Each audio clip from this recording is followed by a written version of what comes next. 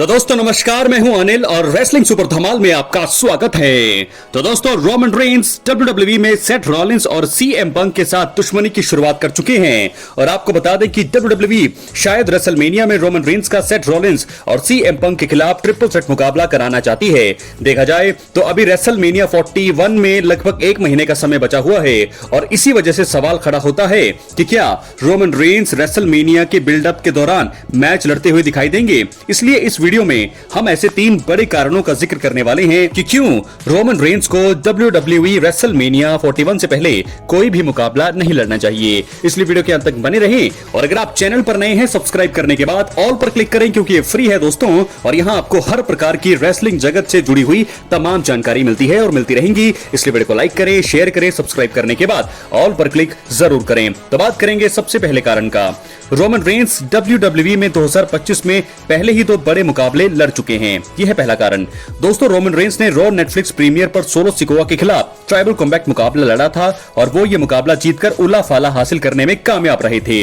इसके बाद Roman Reigns ने 2025 रॉयल रंबल मुकाबले में हिस्सा लिया था। रेंस ने इस मुकाबले में काफी समय गुजारा था लेकिन वो इसे जीत नहीं पाए।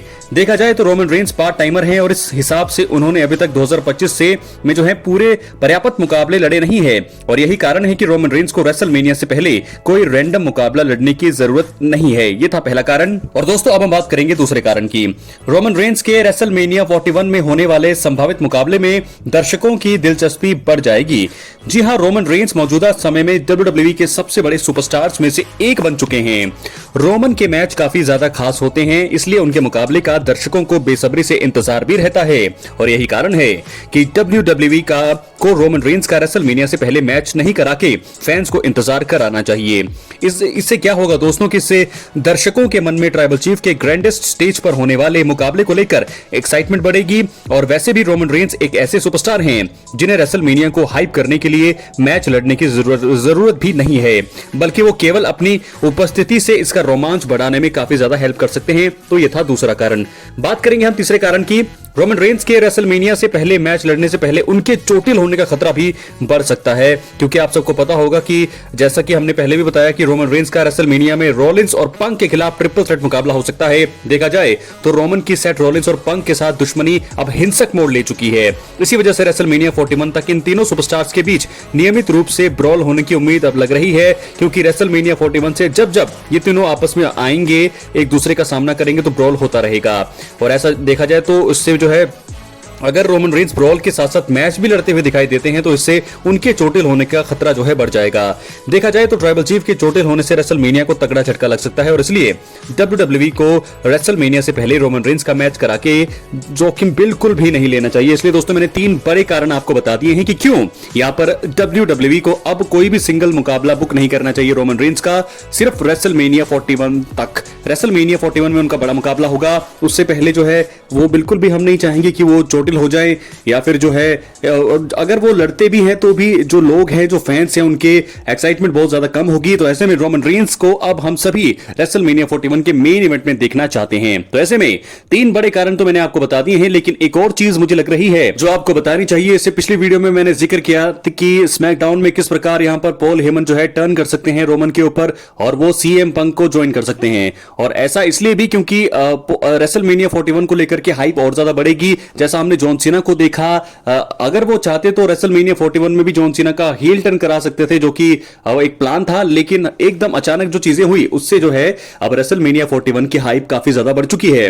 जॉन सीना का हील टर्न हमने देखा, लेकिन अब पॉल हेमन अगर टर्न करते हैं रोमन रेंस के ऊपर इस स्मैकडाउन में या रेसलमेनिया से पहले कभी भी किसी भी इस शो में, तो आपको बता दूं कि रेसलमेनिया 41 तक जो है रोमांच काफी ज्यादा बढ़ जाएगा। सभी देखना चाहेंगे कि अब रोमन रेंस कैसे अकेले फाइट करेंगे क्योंकि पॉल हेमन जो है सीएम पंक के साथ आएंगे। उनकी जब एंट्रेंस थीम बजेगी सीएम पंक की, पॉल हेमन उनके साथ होंगे, रोमन रेंस होंगे अकेले।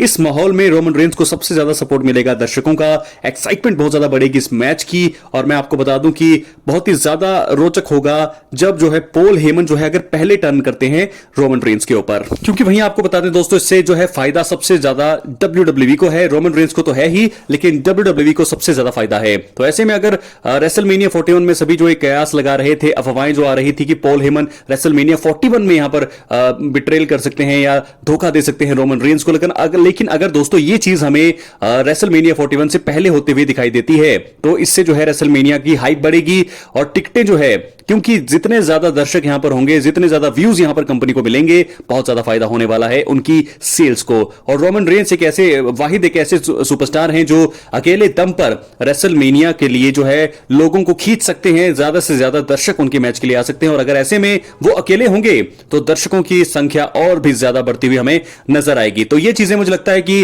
रोमन रेंस के लिए हो सकती हैं और ये जो प्लान है मुझे लगता है एंड वक्त पे बनाया जा सकता है और सीएम पंक जो है अपने फेवर का इस्तेमाल कर सकते हैं आने वाले स्मैकडाउन में या उससे अगले स्मैकडाउन में, कहीं भी किसी भी वक्त जो है अब सीएम पंक के ऊपर सबकी नजरें होंगी, क्योंकि वो फेवर पॉल हेमन को शायद पता होगा कि क्योंकि पॉल हेमन ने ही उनको सर्वाइवर सीरीज में जोड़ा था, रोमन रेंस की टीम में वहां पर हेल्प की थी रोमन की पंक ने। और उसके बाद जब मुकाबला खत्म हुआ, जब जीती हमारी ओरिजिनल ब्लड लाइन, तो वहां पर पंक ने फिर वहां पॉल हेमन के कानों में कहा कि रिमेंबर द फेवर, और उनको जो है अब पॉल हेमन को पता है कि वो फेवर क्या है। और ऐसे में अब जो है मुकाबला बहुत ही कड़ा है। अगर ट्रिपल थ्रेट मुकाबला बुक होता है अगले स्मैकडाउन में तो मुझे लगता है कि साथ साथ जो है अपना हील टर्न जो कि हमेशा जो करते ही हैं पॉल हेमन, साथ जाएंगे पंक के। सीएम पंक और पॉल हेमन का एक बार फिर हमें साथ देखने को मिलेगा।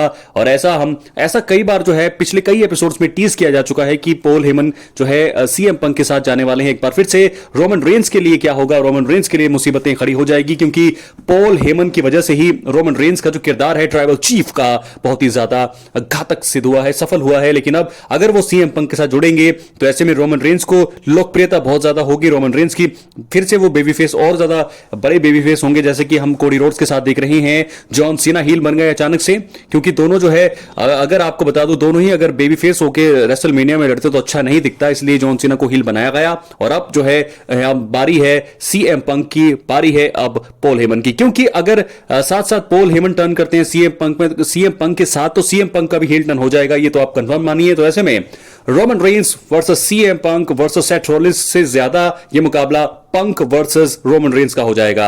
हालांकि ट्रिपल थ्रेट मुकाबला जरूर होगा, सेथ रॉलिंस भी मैच का हिस्सा होंगे, लेकिन सबसे बड़ा मुकाबला बन जाएगा रेसलमेनिया 41 के मंच पर पंक वर्सेस रोमन रेंस। और ज्यादातर जो है सीएम पंक पर अटैक करेंगे रोमन रेंस, किसके चलते? पॉल हेमन के चलते, उस फेवर के चलते। तो ट्रिपल थ्रेट मुकाबला तो बुक जरूर होगा, लेकिन सबसे बड़ा मुकाबला मुझे लगता है ये होने वाला है पंक वर्सेस रोमन रेंस, अगर पॉल हेमन ज्वाइन कर लेते हैं पंक को रेसलमेनिया से पहले। क्या है आपकी राय? अपनी राय कमेंट बॉक्स में जरूर दें दोस्तों। चैनल पर नए हैं सब्सक्राइब जरूर करें, और सब्सक्राइब करने के बाद ऑल पर क्लिक करें ताकि जो भी नोटिफिकेशन आए, जो भी वीडियो आए, जो भी अपडेट आए, सीधा आप तक पहुंचे, आप उसे मिस ना करें। और जो भी आपके क्वेश्चन आंसर है वो आप मुझसे कर सकते हैं, कमेंट कर सकते हैं, बता सकते हैं किस चीज पर मैं आगे वीडियो बना सकता हूं, क्या आपको अपडेट चाहिए, और बहुत सारी चीजें। तब तक के लिए मिलते अगली वीडियो में, बहुत बहुत धन्यवाद।